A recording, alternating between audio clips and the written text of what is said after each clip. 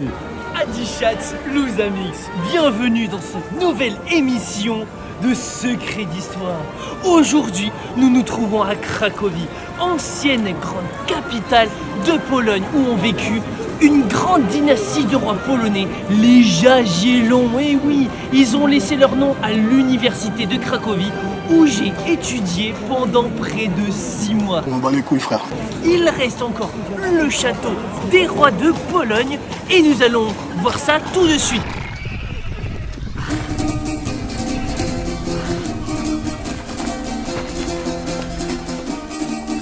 J'adore cette place, je l'appelle la place des 4 vents parce que je trouve qu'elle reflète exactement ce qu'est Cracovie et la culture polonaise.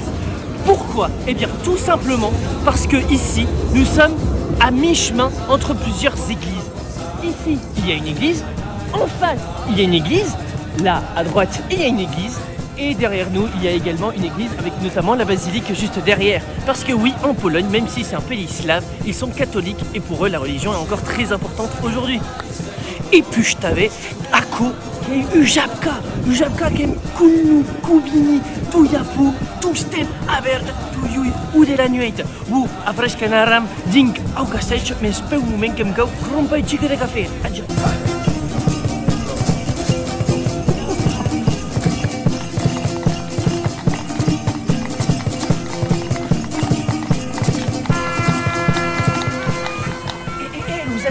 Ako che è la cattedrale di Cracovie, io faisu che è la capitale della provincia religiosa di Cracovie, pramu asi qui aveva los sacres dos reis de Pologne.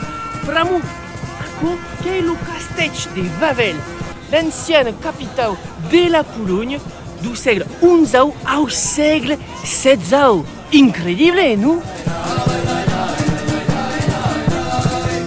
Oh, mais nous sommes actuellement dans le quartier juif de Cracovie avec la grande synagogue qui a une triste histoire notamment liée à la Seconde Guerre mondiale. Mais il y a également de belles petites anecdotes où des prêtres catholiques ont notamment tenté de cacher des juifs pendant qu'ils étaient coursés par les Allemands pendant la Seconde Guerre mondiale puis l'occupation nazie. C'est un quartier magnifique, très coloré, avec une très riche histoire, très riche culture qui a beaucoup participé au développement de la ville.